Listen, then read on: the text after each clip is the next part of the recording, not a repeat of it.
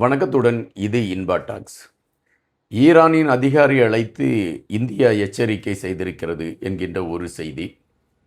ஹர்மோஸ் நீரணையை தங்கள் கட்டுப்பாட்டுக்குள் நாங்கள் எடுத்திருக்கிறோம் என்றும், அந்த நீரணையை நீங்கள் கடக்க வேண்டும் என்றால் 20% வரி எங்களுக்கு கட்ட வேண்டும் என்று அமெரிக்கா விதித்திருக்கக்கூடிய ஒரு கெடு. எந்த சூழலும் ஹர்மோஸ் நீரணையை நாங்கள் விட்டு கொடுக்க மாட்டோம் என்கின்ற ஒரு கருத்தை அழுத்தமாக கையில் வைத்து கொண்டிருக்கக்கூடிய ஈரானின் உச்சபட்ச தலைவர் என்று அடையாளப்படுத்தப்படுகின்ற முஸ்தபா அல்கொமேனி அவர்கள் உயிரோடு இல்லை, அவர் மரணத்தை தழுவிவிட்டால் அந்த நாடு பொய் செய்திகளை சொல்லிக் கொண்டு இருக்கிறது என்று ட்ரூத் சோசியல் என்கின்ற தன்னுடைய இணையதளத்தில் ட்ரம்ப் அவர்கள் பதிவிட்டிருக்கக்கூடிய களம். ஒட்டுமொத்தமாக உலகத்தின் எரிபொருள் சந்தை மிகப்பெரிய ஒரு வீழ்ச்சியை சந்தித்திருக்கிறது என்றும், பொருள்களின் விலையேற்றம் அதிகமாவதற்கான வாய்ப்பு இந்த போரினால் ஏற்படும் என்கின்ற செய்தியும், இந்தியாவின் பங்கு சந்தை வீழ்ச்சியை நோக்கி சென்று கொண்டிருக்கிறது என்கின்ற ஒரு தகவலும் இன்றைய பரபரப்பு செய்திகளாக இருக்கிறது என்பதை விட நாம் சற்று அச்சப்படக்கூடிய செய்தியாக இருக்கிறது. ஈரானுக்கும் அமெரிக்காவிற்கும் இடையே ஒரு நெருக்கமான உறவு ஏற்பட்டுவிடும் என்ற நம்பிக்கை எல்லோர் மனதிலுமே இருந்தது. அந்த எண்ணத்தில்தான் எல்லோரும் ஒரு தேடலை எடுத்து கொண்டிருந்தார்கள். ஆனால் திடீரென்று ஈரானுக்கும் அமெரிக்காவிற்கும் இடையே போர் ஆரம்பித்து விட்டது. இந்த போர் இப்பொழுது உச்சத்தை நோக்கி நகர்ந்திருக்கிறது என்று தான் சொல்கின்றார்கள். பக்கத்தில் இருக்கக்கூடிய வளைகுடா நாடுகள் பயந்திருக்கக்கூடிய காட்சிகளும், ஈரானை பொறுத்த மட்டில் எங்களுடைய இராணுவம் எந்த சூழலிலும் பின்வாங்காது என்று அவர்கள் மிக அழுத்தமாக முன்னேறி கொண்டிருக்கக்கூடிய களங்களும், பதுங்கு அறைகளில் ஈரான் ஆயுதங்களை குவித்து வைத்திருக்கிறது, அந்த ஆயுதங்களால் ஈரான் தாக்குதலை நடத்தினால் உலகம் மிகப்பெரிய அழிவை சந்திப்பதற்கான ஒரு வாய்ப்பாக மாறிவிடும் என்கின்ற பதபதைப்பு ஒட்டுமொத்தமாக உலக அரசியலை சற்று திரும்பி பார்க்க வைத்திருக்கிறது என்பதுதான் நிஜம். இந்த சூழலில் அமெரிக்காவின் ட்ரம்ப் அவர்கள் எடுத்திருக்கக்கூடிய அதிரடிகள், அவருடைய அரசு சார்பில் அவர்களால் தெரிவிக்கப்பட்டிருக்கக்கூடிய கருத்துகள், இவைகள் சற்று சிந்திக்க வைக்கிறது என்பதை விட பிற நாடுகளை கோபம் கொள்ள செய்திருக்கிறது என்றுதான் இப்பொழுது சொல்ல முடிகின்றது. ஹர்மோஸ் நீரணையை எந்த நாடுகளும் கடப்பதற்கான களத்தை அமெரிக்கா உருவாக்கி கொடுக்கும். அப்படி கடக்கக்கூடிய நாடுகள், அந்த கப்பல்கள், அந்த ஒவ்வொரு நாடுகளை சார்ந்த கப்பல்கள் அந்த ஹர்மோஸ் நீரணையை கடந்து செல்லக்கூடிய களத்தை எடுக்கக்கூடிய அந்த நேரத்தில் அவர்கள் அமெரிக்காவிற்கு 20% வரி கட்ட வேண்டும் என்று ட்ரம்ப் அவர்கள் அறிவித்திருக்கிறார். இது பிற நாடுகள் மத்தியிலே ஒரு சலசலப்பை ஏற்படுத்தியிருக்கிறது. எதற்கு நாம் அமெரிக்காவிற்கு வரி கட்ட வேண்டும் என்ற கேள்வி. அமெரிக்கா வரி விதித்திருக்கிறது, ஆனால் அதை ஏற்றுக்கொள்ளக்கூடிய களத்தோடு ஈரான் இருக்கிறதா என்றால், ஈரானை பொறுத்த மட்டில் ஹர்மோஸ் நீரிணை ஒட்டுமொத்தமாக எங்கள் கையில் இருக்கிறது, அவன் யார் எங்களுடைய பகுதியில் வந்து வரி விதிப்பதற்கு என்று ஈரான் மிக காட்டமாக இருக்கிறது. இந்த சூழலில் ட்ரம்ப் அவர்கள் அறிவித்திருக்கக்கூடிய அறிவிப்பு என்னவென்றால், எங்களுடைய அமெரிக்க இராணுவம் ஒட்டுமொத்தமாக ஈரானின் அனைத்து படைகளையுமே அழித்து விட்டது. இப்பொழுது ஈரான் ஒரு எலும்புக்கூடாகத்தான் நின்று கொண்டிருக்கிறது. இந்த எலும்புக்கூடு அமெரிக்க இராணுவத்தை எதிர்த்து வெற்றி பெற்று விடுமா என்பது அவர்களாவே புரிந்து கொள்ள வேண்டிய ஒன்று.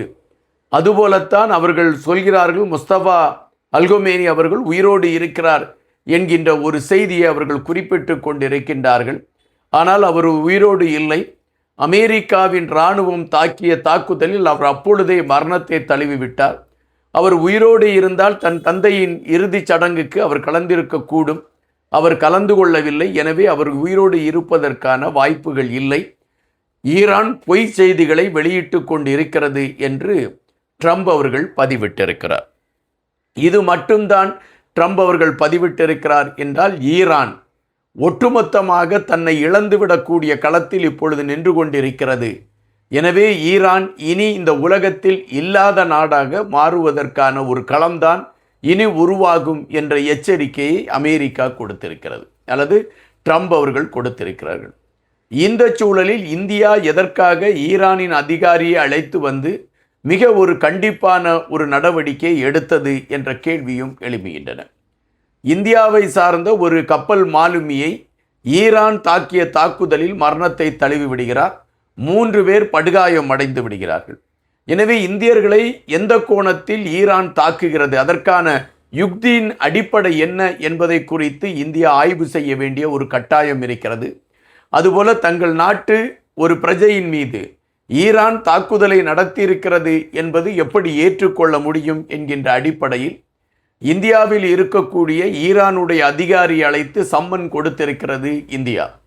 அது மட்டுமல்லாமல் அந்த அதிகாரியை அழைத்து கண்டித்து அனுப்பியிருக்கிறது என்ற செய்தி வருகின்றன.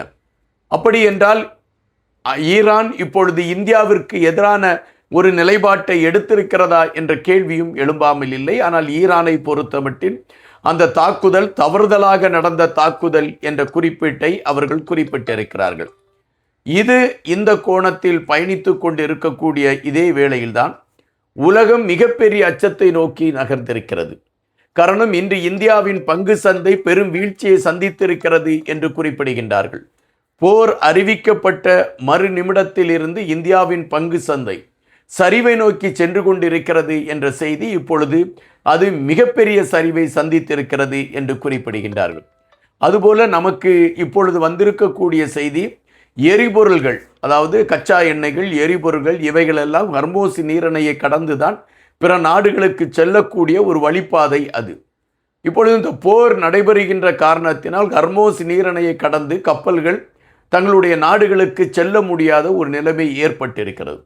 இந்த நிலைமை நீடிக்கக்கூடிய அந்த சூழலில் ஒட்டுமொத்தமாக உலகத்தின் பொருளாதாரம் வீழ்ச்சியை நோக்கி நகரக்கூடிய ஒரு களம் அமையலாம் என்கின்ற ஒரு பேச்சு இருக்கக்கூடிய அதே வேளையில் தற்பொழுது இந்தியாவை பொறுத்த மட்டில் தற்பொழுதுதான் எரிபொருள் அந்த தட்டுப்பாடுகள் தீரக்கூடிய ஒரு நிலைமை ஏற்பட்டிருக்கிறது.